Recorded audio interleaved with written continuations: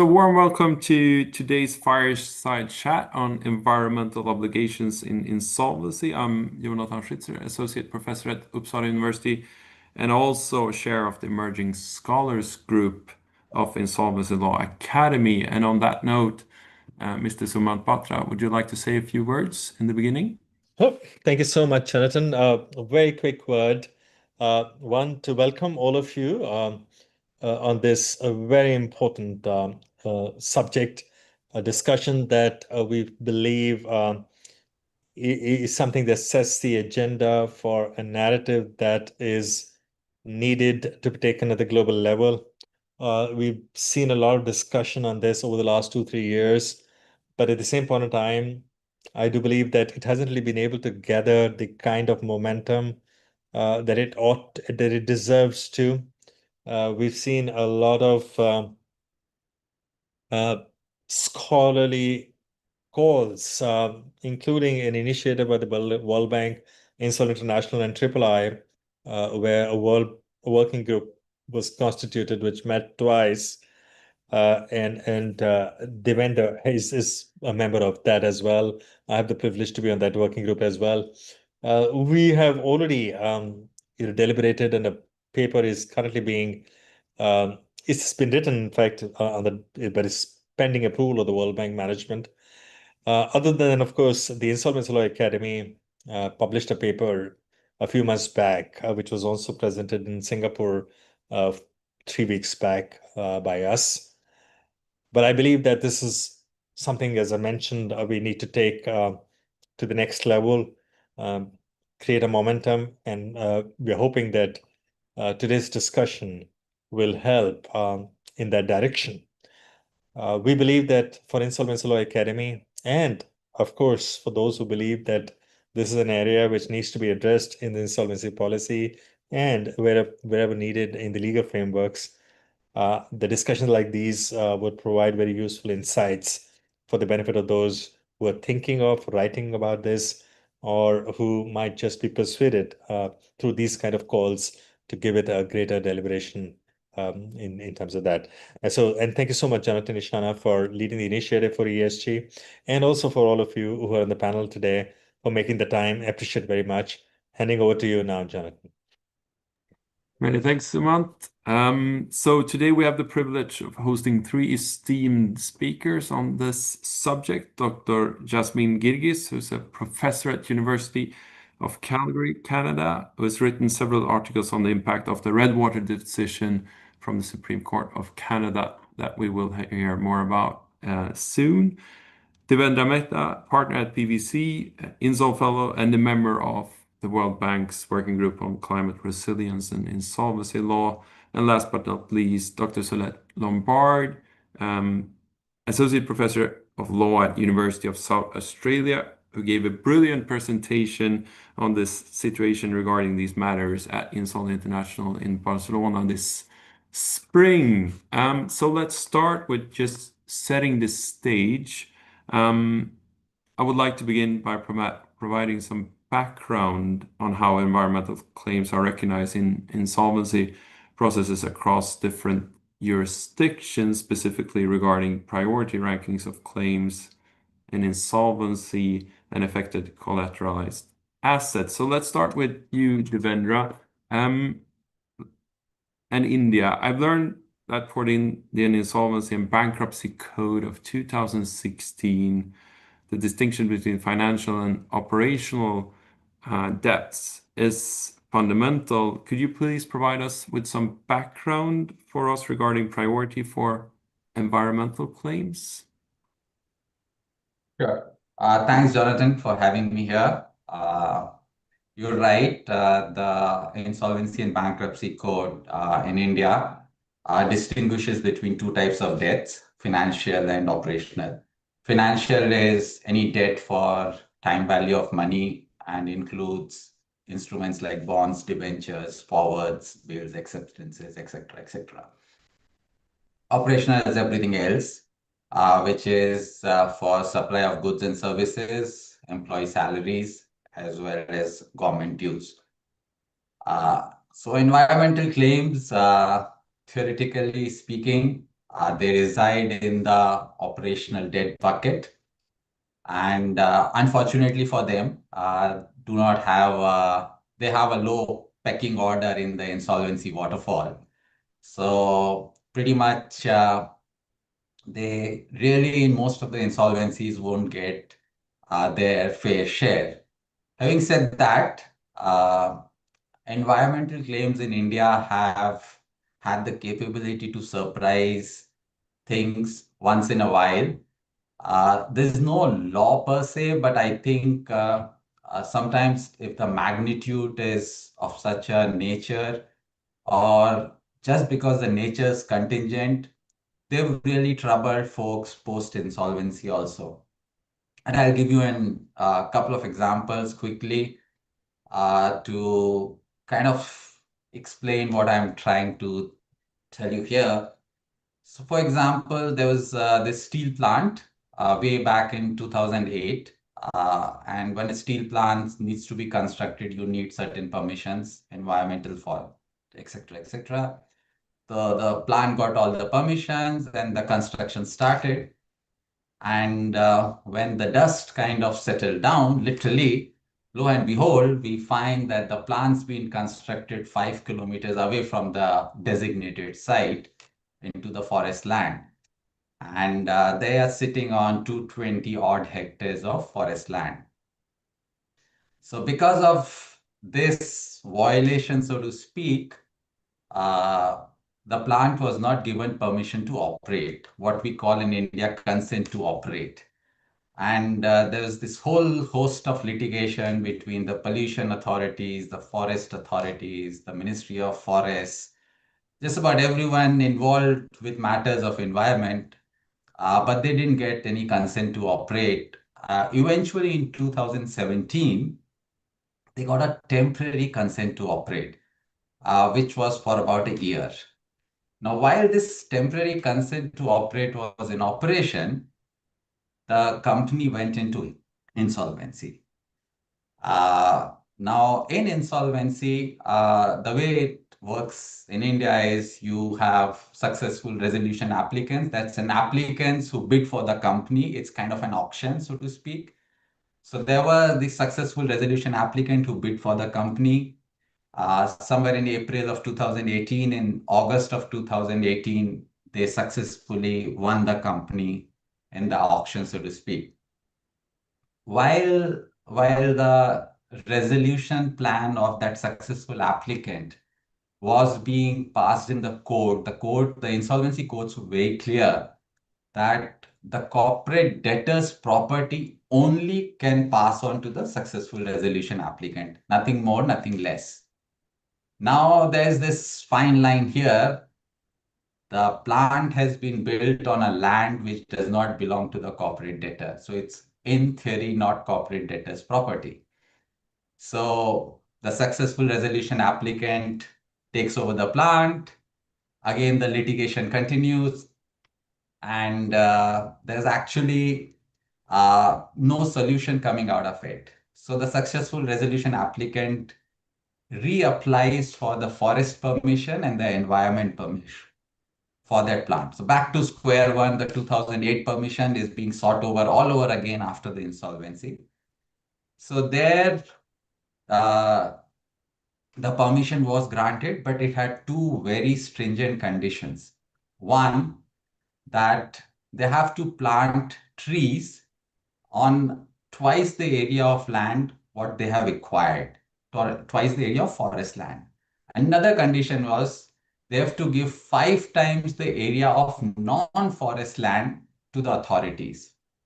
These conditions were not fulfilled, and as we speak, still have not been fulfilled. The case again went to Supreme Court, which is the final arbiter of all matters in India.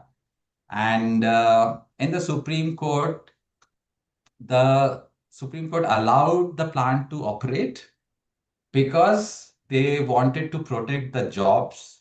However, the Supreme Court was very clear that even a post facto permission of environment and forest clearance does not absolve the successful resolution applicant of a liability of the crimes committed earlier. So in short, they said the polluter pays. And the successful resolution applicant has provided that in accounting terms in his books of accounts. And the case as of now remains unresolved because they have not fulfilled the conditions. So that's one example. Very quickly, the second example, so that I don't run out of time. A similar thing happened with a windmill company, which was on forest land in Karnataka. Again, during insolvency, the permission to operate on the forest land kind of passed away. The insolvency courts thought that to keep a going concern, it is the right thing for the company to operate. So the insolvency courts told the resolution professional to continue operating the company. However, the forest department went to the High Court in Karnataka, and the High Court said that insolvency courts do not have power to allow the company to operate. It's a matter of public policy. And very recently, in a real estate development project near in the Western Ghats in Maharashtra, we've got resolution plans for a company under stress, but they have been subjected to that the successful resolution applicant will pay out the money only if the environment compliances are fulfilled or the permissions are granted. So yes, you're right. In theory, it's part of operational debt, but in some cases, it can land you anywhere in the matters of jurisdiction, public policy, or just about anything else. So that's what it is. So to continue the business of the debtor, to continue the operations of the debtor, you may need to fulfill some environmental conditions Yes. or environmental claims in certain manners. Yes. It's almost like some persistent cleanup obligations tied to the business, then I suppose. But in short, could a resolution professional be held liable in any way in these cases? Not Or the really. insolvency? Not really? No?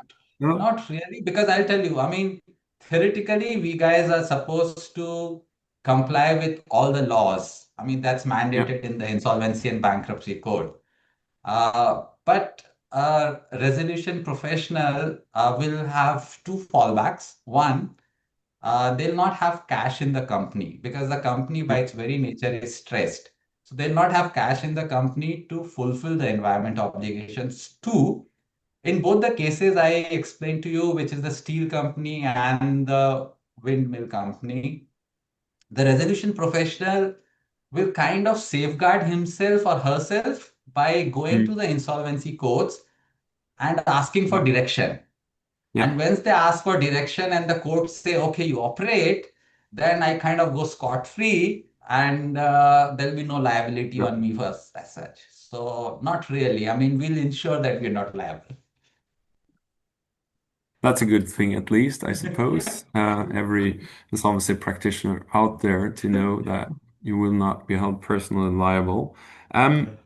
Let's shift. Thank you very much, Devendra. Let's shift focus to Canada. Jassmine, could you provide us with some further insights into Canadian insolvency law with regard to these questions and especially the much discussed Redwater decision, please? Yes, of course. Thank you. In Canada, we have two different levels of government, and they are each responsible for different elements of the process. And bankruptcy and restructuring is under federal jurisdiction. Environmental regulation of oil and gas assets is under provincial jurisdiction. In Alberta, the province in which I live, in Alberta, any operator of oil and gas assets must have a license that is issued by the provincial regulator. And this license engages the provincial regulatory scheme. And that's simply, that's a scheme that has certain requirements that if you're going to operate in the oil and gas scheme, then you need to fulfill these. And one of the requirements is that you have as an operator, you have abandonment and reclamation obligations. So that simply means, as we all know, once you finish using that site, you have an obligation to render it environmentally safe afterwards. Now, if you're a solvent operator and you hold a license, then you're subject simply to the provincial regulatory scheme. But if a company becomes insolvent, that engages the Bankruptcy and Insolvency Act. And the Bankruptcy and Insolvency Act is, as I mentioned, under the federal scheme. It's under federal government jurisdiction, and it becomes relevant to us in particular where you have this intersection if the company becomes insolvent and it has unfulfilled regulatory obligations. So what this does is potentially engages the doctrine of federal paramountcy, which means that if you have a valid federal statute, in this case, the Bankruptcy and Insolvency Act, which I can refer to as the BIA, and a valid provincial statute, then, and in this case, the provincial regulatory scheme, if you have a conflict between those two, then the doctrine of federal paramountcy says that the federal statute will prevail. Now, under the BIA, if you're claiming against a debtor's estate, you need to hold a provable claim. And if these unpaid regulatory obligations are provable claims, that means that they become unsecured claims and they are paid out according to the priority scheme in the Bankruptcy Act. Not all debts or liabilities by the debtor end up being provable claims. And claims that are not provable are not dealt with under the priority scheme. They operate outside of bankruptcy proceedings. And a claimant holding a non-provable claim is not entitled to any distributions that are made within the bankrupt estate. Now, that was the distinction we had before Redwater. The ever-famous Redwater decision, I'll talk a bit about that now. Redwater Energy Corporation was a publicly traded oil and gas company. It held oil and gas licenses that were issued by the Alberta Energy Regulator. And when Redwater began experiencing financial difficulty, it owed one of the banks, ATB, about $5.1 million in secured loans. And ATB appointed a receiver, Grant Thornton. And Redwater had licensed assets. They comprised of wells, facilities, pipelines, only some of which were revenue producing. The non-revenue producing assets had plenty of unfulfilled environmental reclamation obligations attached to them. Now, under provincial regulations, Redwater had to abandon its non-producing assets, meaning it had to retire those assets in an environmentally safe way. But the problem in Redwater is the cost of retiring those assets would exceed the sale proceeds generated from the producing wells. So what the receiver did was, which is what used to happen before Redwater, is it issued disclaimers of non-revenue producing assets, and it separately proceeded to sell the marketable assets, the revenue producing ones. And upon Redwater's bankruptcy, the regulator argued that the trustee needed to fulfill the environmental regulations, the environmental obligations rather, before it distributed funds from the estate to any of the creditors, including the unsecured creditors. So that's what they argued provincially. But under the BIA, if the regulator held a provable claim, it would have been an unsecured debt. Or if you don't have a provable claim, you don't have a claim in bankruptcy. The court had to decide, in Redwater, the court decided that what the nature of the claim that was held by the regulator. So what this question triggered was an analysis of a test we have in Canada from a Supreme Court decisions, the Supreme Court of Canada, the highest court of the land, from a 2012 decision of the Supreme Court called Abitibi-Bowater. And in that decision, the Supreme Court formulated a test to determine how environmental claims should be characterized in a bankruptcy. And the test examines basically the nature of the claim that's held by the regulator. And if all three elements of the test are met, then the regulator is a creditor and it holds a provable claim. The test asks, just in very short form, did the regulator advance the claim as a creditor? did the asserted debt, liability, or obligation exist at the time of insolvency? And third, is it possible to assign a monetary value to a claim? And the crux of the decision by the Supreme Court was, this is not a provable claim because the Alberta Energy Regulator is not a creditor. But because the regulator is not a normal claimant, that didn't end the Supreme Court analysis. The court found that the claim that was held by the regulator was not simply not a provable claim, which makes it outside of the bankruptcy scheme, but actually what the regulator was holding, it found, was the exercise of a public duty that was for the benefit of citizens, and that the regulator did not expect any financial benefit from holding this claim. So what the result of that decision is that because it's not a provable claim, the obligation did not conflict with the Bankruptcy and Insolvency Act. And if it doesn't conflict with the Bankruptcy and Insolvency Act, that means that it's not subject to the stay that is imposed upon a bankruptcy, and the regulator could now assert its claim outside of bankruptcy. And that means that the regulator had to comply with the environmental obligations that were asserted under the provincial scheme, and it could continue to comply with those obligations under the provincial scheme as the stay was imposed on all the creditors under the bankruptcy. Simply put, what did that mean at the very end? It meant that first, the regulator was entitled to distributions from the estate, and second, and most importantly, it was entitled to receive those distributions above any other creditor in the bankruptcy. After the regulator asserted its super priority claim outside of the bankruptcy scheme, in this case, there was nothing left for the secured creditors. The Supreme Court did not go about this in a direct way, but the effect of its decision was to reorder the priorities in a bankruptcy, and it undermined the legislative priority scheme, which gave rise to significant commercial uncertainty for the parties after regulator. So this had some quite far-reaching implications for the stakeholders. The most immediate and profound effect of the decision was related to the financial priority of the creditors and the cost to reclaim the abandoned wells. So before, I should say something about what used to happen before the Redwater decision. It was quite different. Before the Redwater decision, a company that was in insolvency proceedings was entitled, as the regulator was going to do in Redwater, as it had planned to do, it was entitled to sell the economic assets and direct the proceeds to its creditors.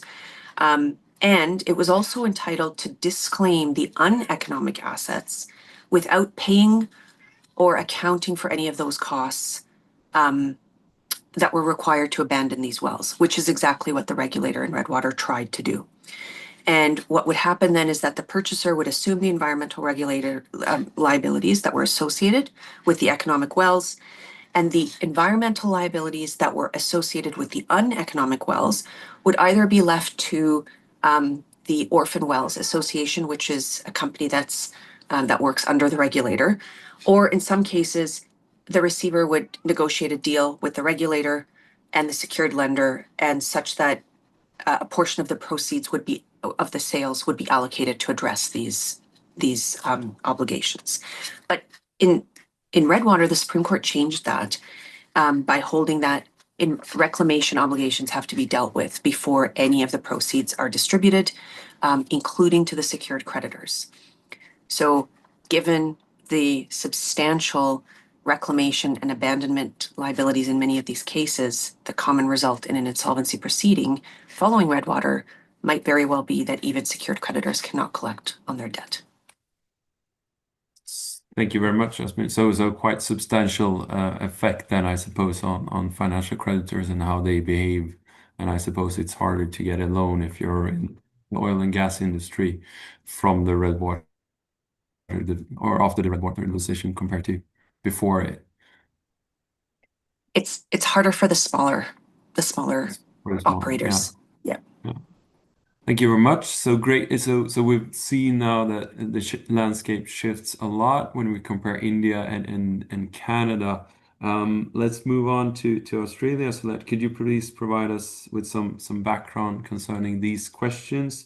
I've heard that the situation for insolvency practitioner could be delicate after the case of Australian sawmilling company versus the Environmental Protection Authority, among other things.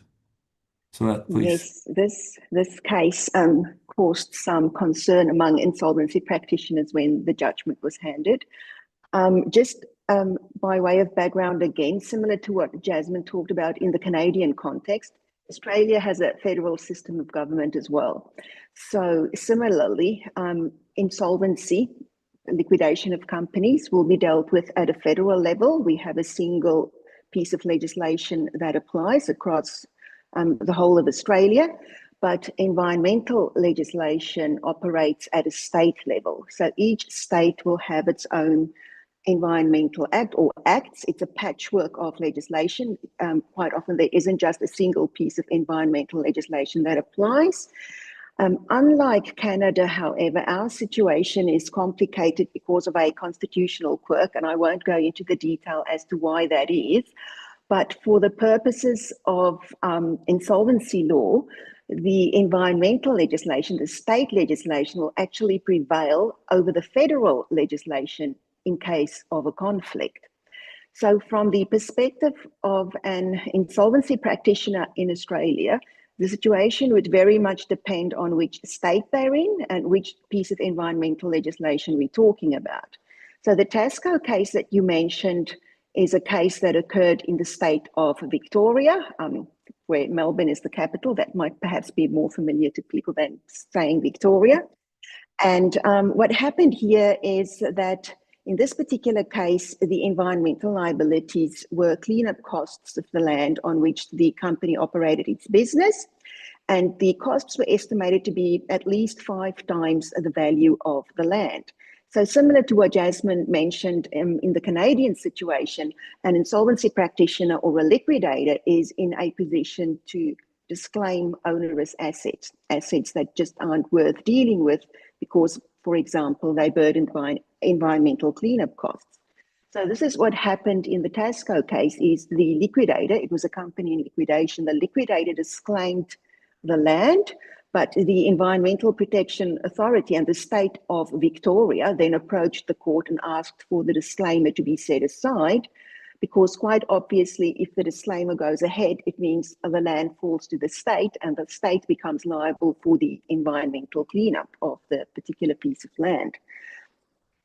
The state of Victoria and the EPA argued that the insolvency practitioner, they wanted the disclaimer set aside and then argued that the insolvency practitioner, the liquidator themselves, is actually liable to pay for the cleanup costs. The company was insolvent. There was no money to pay. So the company didn't have any funds.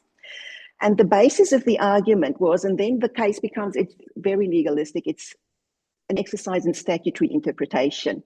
In terms of the environmental legislation, the occupier or the person in control of the land is responsible for the cleanup costs. And the court went through all the typical things that a liquidator or an insolvency practitioner would do when they're appointed, where they take control of things, start implementing certain procedures, saying, well, this is clear indication that the liquidator took control of the asset. So the liquidator is the person in control of the asset and therefore liable for the environmental cleanup costs under the environmental legislation in Victoria.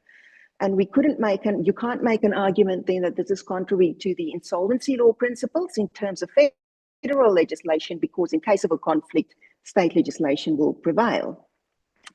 A key fact here to note, however, was that the parent company of the company in liquidation indemnified the liquidator against any personal liability. So the court knew this, of course, and the court, in fact, at the end of the day, made an order that the liquidator is liable, but only to the extent that they are covered by the indemnity given by the parent company. So it was a way to get, I suppose, to the indemnity provided by the parent company, a very pragmatic decision in that sense. But it does leave us at the end of the day where the Victoria Supreme Court of Appeal gave a judgment that imposed personal liability on an insolvency practitioner for environmental cleanup costs. So it's not a great situation to be in. It's not a bad outcome, but it's not a good principle, perhaps. Thank you very much. And are practitioners reluctant to take on assignments after this decision? Well, I think they became very conscious of the importance of indemnities. Interestingly, the court indicated and made recognized the impact, the potential impact of their decision on liquidators. I'll just read a piece of the judgment. And the court said, as to the position of insolvency practitioners generally, I do not consider that the exercise of my discretion to permit the EPA and state to recover cleanup costs to the extent of the indemnity would have any impact on their willingness to accept liquidation appointment. Their legal and financial position is well protected by the Corporations Act. But of course, the Corporations Act is subject to environmental legislation. So personally, I'm not an insolvency practitioner, but if I were, I would be very focused on obtaining an indemnity and determining whether I am regarded as a controller potentially of property in Victoria. Interestingly, and I don't want to take up too much time, but just to indicate how different it could be, in the Northern Territory, legislation was passed just last year, and this is for the petroleum industry, chain of responsibility legislation that provided that related entities to a company responsible for environmental costs or obligations could become liable. So we're kind of moving away from the polluter pays. It's everybody can pay. So the related entities could become liable. And then in an explanatory statement to this particular legislation, the Act stipulates that liquidators, receivers and managers, administrators, small business rescue practitioners are expressly excluded from the definition of related person. So very clearly recognizing potentially, I think, the situation in Victoria, saying this is not what we're intending. Insolvency practitioners will not be captured by this legislation. And in fact, the explanatory statement to this piece of legislation said that it's not the intention of these laws to inadvertently restrict persons that offer liquidation and administration services from accepting those kinds of roles with companies. So there is awareness that decisions like the one in Victoria could make insolvency practitioners cautious of accepting appointments. Okay, great. Thank you. That's great. And I think that the descriptions from these different jurisdictions tell a story about that balancing polluter pays principle on one side and insolvency law or bankruptcy law principles, creditor maximization, and so on, can be struck in very different manners. And on that note, I would like us to discuss a bit the colliding objectives and whether or not, I mean, you think this balance is the right one in your respective jurisdiction. Jassmine, please. In the Redwater case, the Canadian Supreme Court distinguishes between debts, as you told us, liabilities or obligations that are public duties, and debts to creditors with this habituator test. I'm not sure that I pronounced that correct, but anyways, is this a fruitful distinction, you think, between public duties and debts to creditors? Well, this has been a distinction that courts have been grappling with for the last several decades. They've contemplated whether these environmental obligations should be characterized as public duties or as claims provable in bankruptcy. And if they are claims provable in bankruptcy, then, as I mentioned, they would simply be paid out under the scheme. But if they are public duties, they can operate outside of the scheme. And if they're public duties, that means that they do not have, there is no operational conflict with the Bankruptcy and Insolvency Act, which can allow a regulator to assert these claims outside of the priority scheme in a bankruptcy, or if it's a restructuring under our restructuring legislation, the Companies Creditors Arrangement Act, it can allow the regulator to assert them after the implementation of a restructuring plan. Now, is this a fruitful distinction, you ask? Well, let me tell you about how much the courts have disagreed with this distinction. In the lower courts, both the trustee, the Redwater's trustee, and the secured lender successfully argued that the Alberta Energy Regulator's attempt to use its statutory power that was conferred on it by the provincial law, they successfully argued that this was a conflict with the Bankruptcy and Insolvency Act. Both the Alberta Court of Queen's Bench, as it was then, it's now the King's Bench, and the Court of Appeal, both of them applied the Abitibi test. Both of them concluded that the regulator held a claim provable in bankruptcy and therefore is subject to the priority scheme. The regime conflicted with the Bankruptcy and Insolvency priority scheme, and as a result, both courts applied the federal doctrine of paramountcy, found that they could not operate together, and that the valid provincial legislation, the Bankruptcy and Insolvency Act, would prevail. But the Supreme Court reversed these findings. And the crux of the Supreme Court's decision was that it was holding a public duty. It was exercising a public duty for the benefit of its fellow citizens. And they applied the three-part Abitibi test, and they found that the AER did not hold a claim provable in bankruptcy. Now, the problem that arises from bankruptcy is from Redwater is the uncertainty that arises. The Redwater decision, you had three. So let me say it this way: everyone agrees on the tenets of the Abitibi test, but there is less consensus on its application to the specific facts.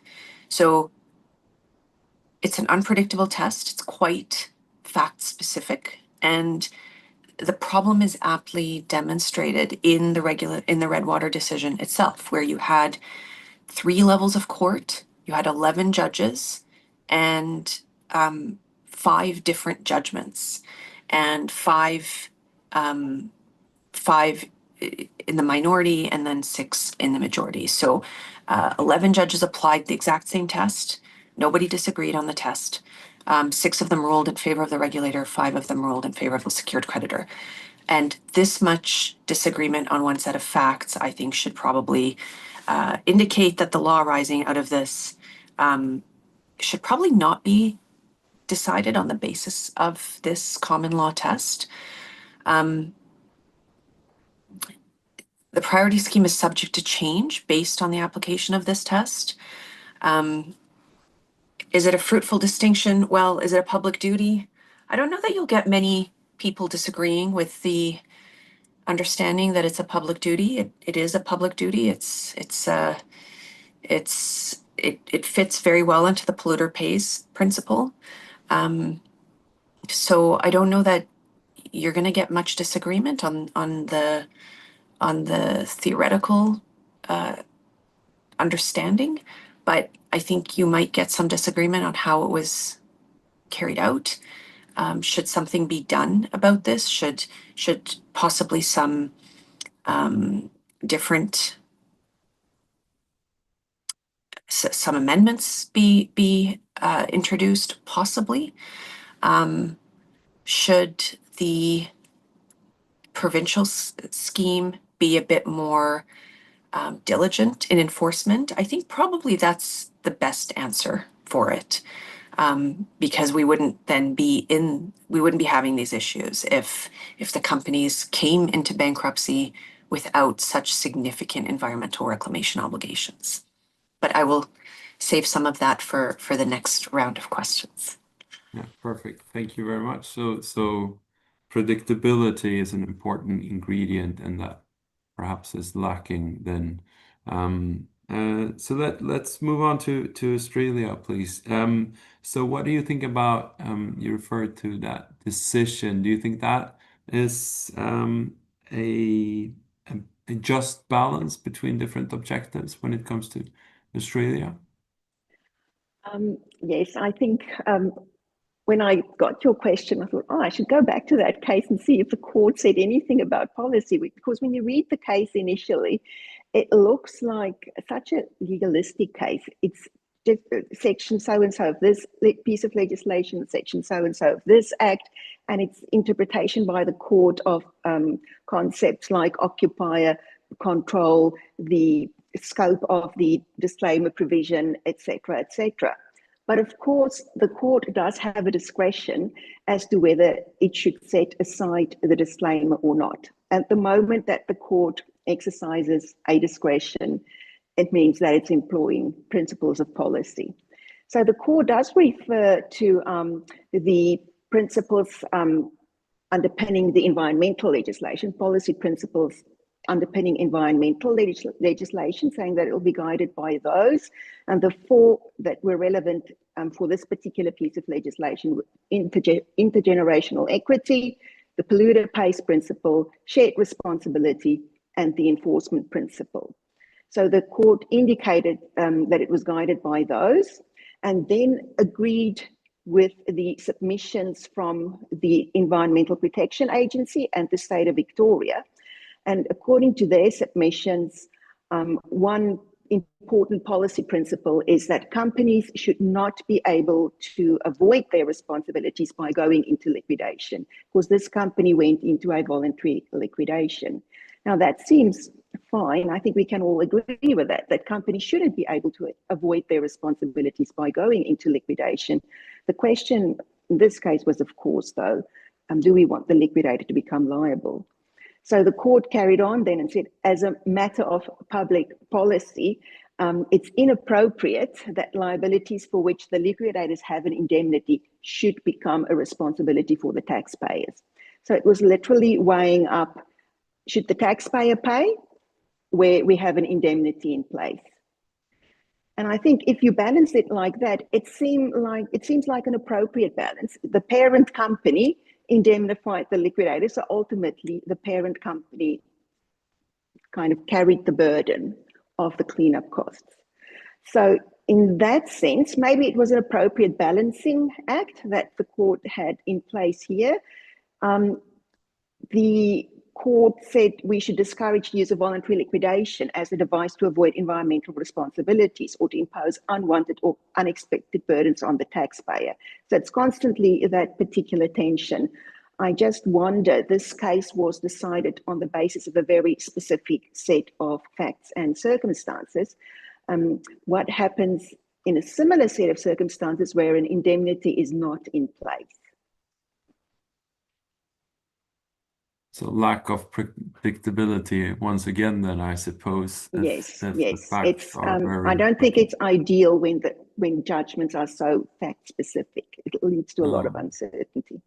Especially if transparency and certainty are fundamental when Absolutely. you provide credit. You must know what kind of risk you take. That's the most important thing to be able to price it. So the balance could be increased when it comes to certainty, at least, I suppose. And Devendra, moving to India, please. Do you think the distinction between financial and operational debt is a fair one, and also liability for continued operations, as you described previously? I mean, so in the US, at least, it's been described how bankruptcy and Chapter 11 cases are used to externalize environmental debts quite strategically. Have you seen that development in India? So many questions, sorry. Yeah. So I'll answer both the questions. Pretty interesting one. Whether the balance between financial and operational debt is kind of just, I mean, it's more a philosophical question. But I would say justice kind of needs to evolve along with the insolvency law. And from that perspective, I do agree that environment claims should be provided some kind of ranking in the insolvency waterfall. But having said that, I mean, you can't really override the existing credit structures and the financial institutions overnight. I mean, if one has to do that, there has to be ample time given to the financial institutions, to the credit markets, that this is what we intend to do, and thereafter make the requisite change. So that is how I look at it. So in case of the cases which I mentioned, that the successful resolution applicant continues to have that liability, the liability kind of falls on the successful resolution applicant. The financial creditors got their dues according to the insolvency waterfall. So this was post facto, so to speak. And to your second thing, whether we can banish the insolvency claims by filing for insolvency, that may not be applicable to India because Chapter 11 is debtor in possession. So the debtor continues to operate the company post insolvency also. We are actually creditor in possession. So at the end of the insolvency process, you kind of have an auction where there are different bidders who are bidding for the asset.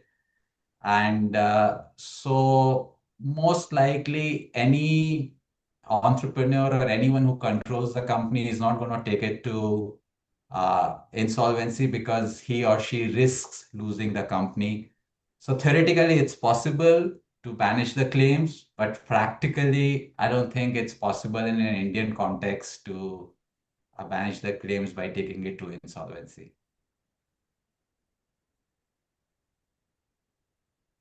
Jonathan, you're on mute. Sorry, muted again. That's always happening to me. So that's a good thing, I suppose, or I think, that you're not seeing those cases. I think a research study from the US by Macy and Salavara highlighted that the 4 of the largest coal companies in the US have externalized somewhere around $5.2 billion of debts in environmental liabilities and retirement liabilities over just a span of 4 or 5 years or something like that, quite recently. So that's not a development we want to see, at least according to my opinion. So moving on then to our last theme for discussion, and I think we need to hold the answers quite brief now to be able to make the hour mark, so to speak. But what about potential reforms and policy shifts? So we've seen that, or we've heard that this developments have been made by court decisions rather than legislation, and I think that's the development in many countries. In my own Sweden, that's the case as well. But clarity, we've been discussed clarity a bit, and certainty, and those are one of the primary objectives of insolvency law, according to both the UNCITRAL and the World Bank principles of insolvency law. Can the courts do that? So that do we need legislation? What are your point of view in that regard? My instinctive reaction is to say legislative clarity would be welcome, but I reserve the right to change my mind if I think about it a bit more. But legislation does look superficially attractive. And we have examples in Australia, like in many other jurisdictions, where because of policy, certain creditors enjoy a priority. So it's not unheard of. My concern is more about, even for our creditors who enjoy a statutory priority, quite often there isn't even enough money to pay them in the insolvent estate. So having environmental obligations as part of the waterfall may look nice on paper, but it could be meaningless. So what happens then? if there isn't enough money. And I think something for employees, once again, we have a guarantee scheme that's government funded. If the company can't pay wages in arrears for employees or their leave entitlements, the government scheme will cover those kinds of obligations. So maybe a similar scheme could be useful in respect of environmental obligations if a company doesn't have money at all to pay the company in liquidation. But I'm not an economist, so I don't know what the repercussions of something like that would be. No, no, definitely not. And it's true. I mean, so often, I mean, we've had mining bankruptcies in Sweden, and there's been nowhere near enough assets in the state to cover the remediation costs. It's like 1 or 2 million euros in the state, and like tens and tens of millions of euros to cover the remediation costs. So that's not fruitful in the sense. What do you think, Devendra? Do we need legislation? Should we internalize environmental debts in insolvency? Could we do that by legislation? Personally, I mean, I don't think we need a legislation, so to speak. I would rather have, especially in cases at least, I mean, this is a partial answer, especially in cases where there is debt from the secured creditors to a debtor. I would like the creditors to monitor that. In India, especially, I mean, because I come from an accounting and finance background, we give tons of information to banks every quarter. I mean, it's so much reams and reams of information. If we can include in that particular information, if there have been any environment litigations, if there have been any environment liabilities, we can nip the problem in the bud. The creditors can ensure they can have it as part of their covenants that we kind of clear these liabilities. And in that case, as Jassmine was saying, once the company comes in insolvency, we really won't have any large environment liabilities so to take care of. So that's a preferred approach, but otherwise legislation may not do the job. I mean, in my personal opinion. No, no. Thank you very much. And Jassmine, you've written a great deal about this question regarding the Redwater decision. Do you need further legislation in Canada? Like Sulette, I'm going to say I think so, but reserve the right to change my mind later. No one is disputing that we need a polluter pays system. This is quite important. But having a common law test to determine who's going to pay and who isn't in which circumstance is quite unpredictable. Also, if we're going to have legislation, we probably should have something driven by the 3 provinces in Canada that have the highest number of orphan wells, which are Alberta, British Columbia, and Saskatchewan. But the reason that I say possibly legislation is the best here is because these are policy decisions. They're being pitted against each other, and it's really not. It's probably the legislator is in the best position to determine which policy should prevail. So, environmental remediation versus creditors' rights. It triggers a whole host of questions, and also when you have a decision that's made, it can affect the broader legislative scheme without dealing with it. So it has a cascade of effects, and a legislated amendment is much more, it takes this into account in a way that a court decision cannot.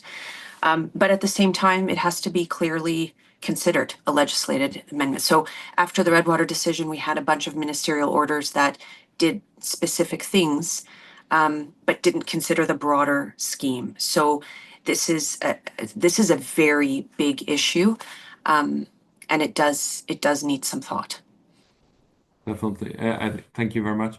And I think there's some fascinating studies done by Michael O'Rourke from the US looking into the effects ex ante on providing priority to environmental claims, stating that you can lower emissions by 12 to 30% generally if you hand certain types of environmental claims or provide them with priority, but then again, you exclude, as you mentioned in the beginning, Jassmine, it would probably exclude some actors from certain branches, that you would only have these really large corporations conducting mining, for example, and so on. We have a question here to the panel from Mr. Devendra.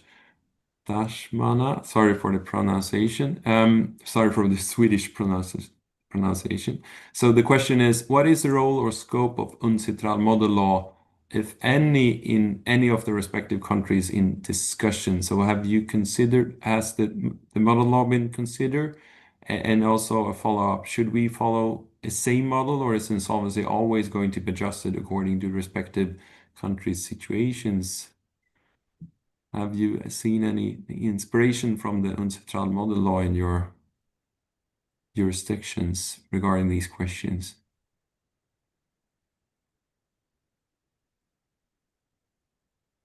No? No? But should we have the same, I mean, is this a cross-border question of relevance?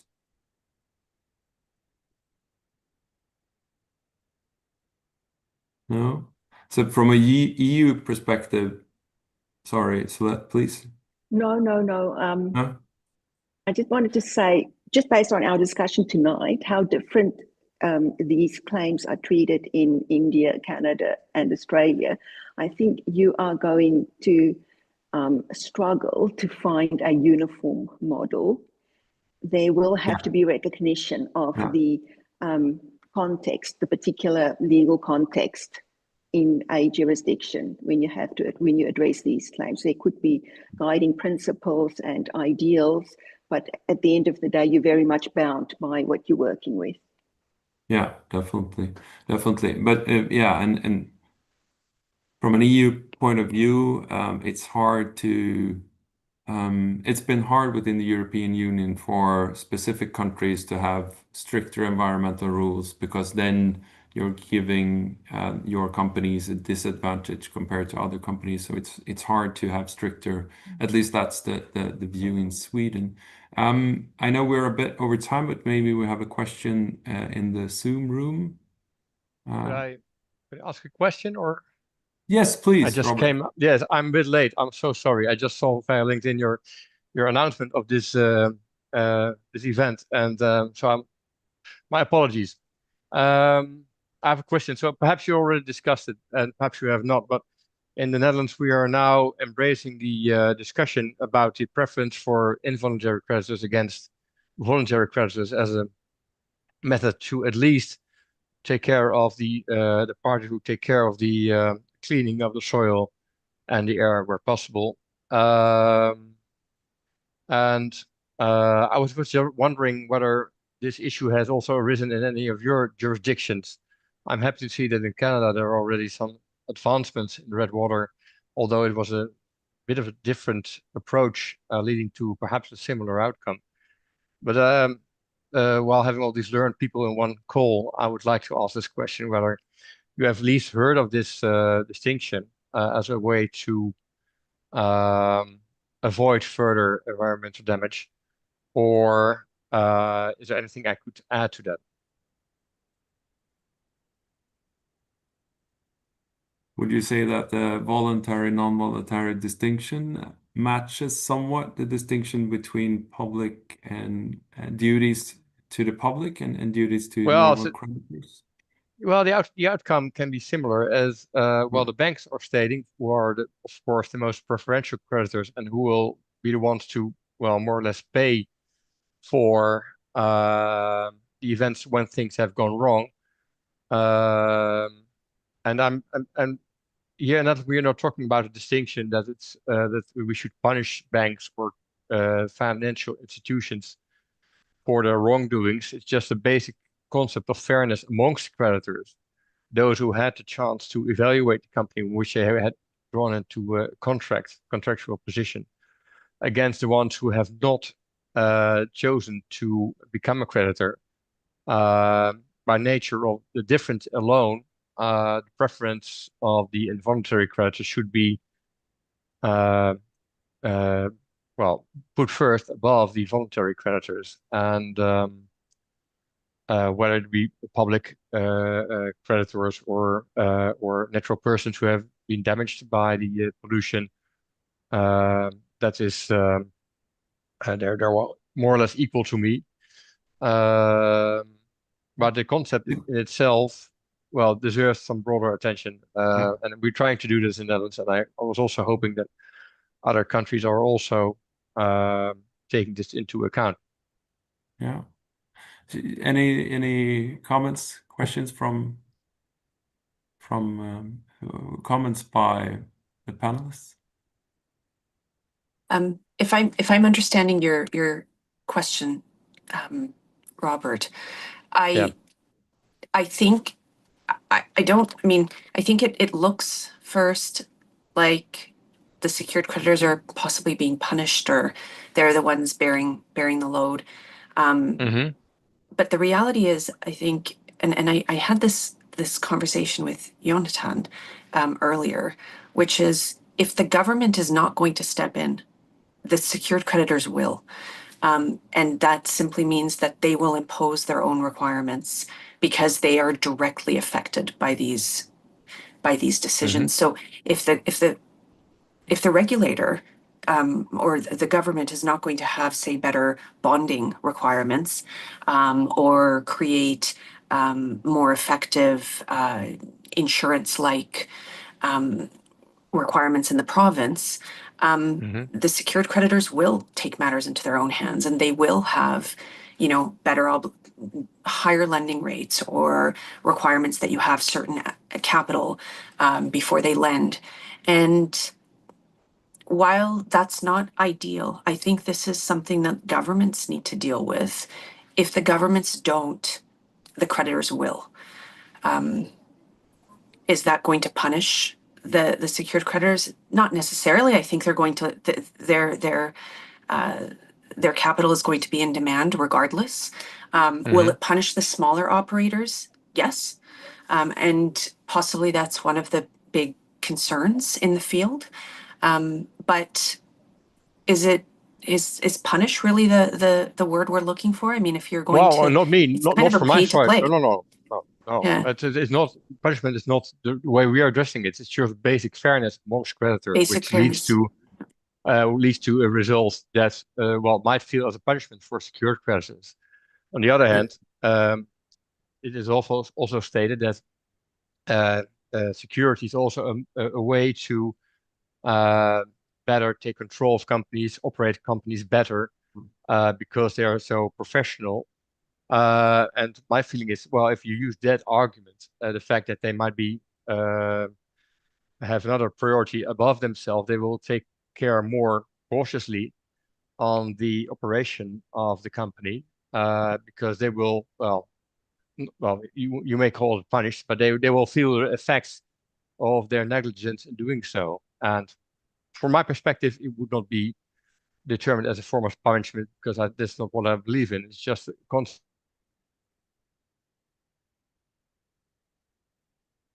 Now I think we lost Robert, but an interesting distinction between non-consensual and consensual liabilities. No? Oh, I think he's back. Yeah. I'm back. Oh, luckily. Yeah, but I think Sulette has a comment on your distinction, please. It's very interesting. Yeah. Yeah, I mean, it's also, though, it's a broad environmental issue. So even if this is taken in, if the secured creditors are left to deal with this, they're not considering the environment, they're not considering the broader issues, they're not considering the public, they're considering their company. And that's problematic, which is why ideally the government would step in on a more in a more significant way. Yeah. Thank you. Thank you. So that, did you have a comment as well on the question? Oh, no, I didn't have a comment. We haven't made the distinction between voluntary and involuntary creditors. Okay. Yeah. I think the ex post ex ante perspective is relevant here. I mean, it's I mean, if you look on these matters from an ex post perspective, it's punishing the secured creditors, right? But from an ex ante perspective, it's not the case, as I think you pointed out, Jassmine, that they will lend out their capital regardless. I mean, it's just a question of what kind of interest rate, basically. What is the cost of capital for these businesses? If we have clear rules, they will lend out their money. I mean, that's how banks work, and they will consider this as any other risks. It's not about punishing the bank. It's rather about um, making sure that we have clear rules so that the bank know what kind of risks they take, I think. So, but that's just my opinion, which I clearly feel a lot about, giving the tone of my voice. I think we sorry for dragging on a bit, but it's such an interesting theme. So I think we have time for one last question if the panelist doesn't object too much. I know the time difference is not with us here, but one last question. So to Sulette, from Miss Pratiksha Priyadarshini. Sorry for the Swedish pronunciation. That was terrible, but sorry. So to Sulette, ma'am mentioned that the decision was taken by keeping in mind that the burden will be borne by the government using taxpayers' money. In India, insolvency resolution costs includes costs borne by government. Can that include environmental liability borne by the government sometime in the future? So the government bears the cost for insolvency practitioners, then I suppose, if there's no assets in the state. Yes, that's an environmental interesting liabilities. question. Yeah. Maybe I should have made that clearer from the start. Our insolvency practitioners are private individuals. These are not government entities. We do not have a public liquidator. So any costs borne or liabilities imposed, personal liability imposed on the insolvency practitioner, on the liquidator, is on a private individual who's practicing his or her profession. Very scary. Excuse me, ma'am. Just to add, Sulette, I mean, even here we are private individuals paid by private parties. I think the context of that question was somewhere in the Act, it's defined that insolvency resolution costs includes costs borne by the government. But in this particular case, I don't think any future environmental cost will fall into that category, because once an insolvency is over, then that falls under public exchequer. Yes. And interestingly, the question did come before the court as to whether that is part of the course. One of the statutory priorities is for the preservation of assets or expenses incurred by the insolvency practitioner in respect of the company assets. And this was not an expense incurred. It's an obligation, an existing obligation. So it wasn't captured by that priority either. So I can't see that fitting under the existing legislative framework, no. Oh, thank you very much. I think the situation is similar in Sweden, so that the government guarantees the fee to the insolvency practitioner, but that does not include environmental claims. You cannot go through the back door in that sense, make the government liable. That has been tested, but it does not work. So thank you very much to Sulette, to Deb, to Jassmine for this wonderful conversation. The law is in the details. We've learned that the distinction between creditor and public claim, provable claims, and so on affects these questions. But probably it should be better if we try to have some clarity on these questions. Many thanks, and especially considering the time difference between Calgary, Australia, India, and Sweden. This was it's afternoon in Sweden, so it's okay for me, but it's not the same We appreciate it. Calgary and It's Australia. nearly midnight where I am. Yes, well, you look well. Thank you for Very that. thankful for that. I think you could see the sun coming out where I am. So many thanks from the Insolvency Law Academy for taking the time, everyone, and there will be more of Fireside Chat eventually during autumn. So many thanks, and Thank you. Thank you for Thank having you. me. Yes, bye-bye.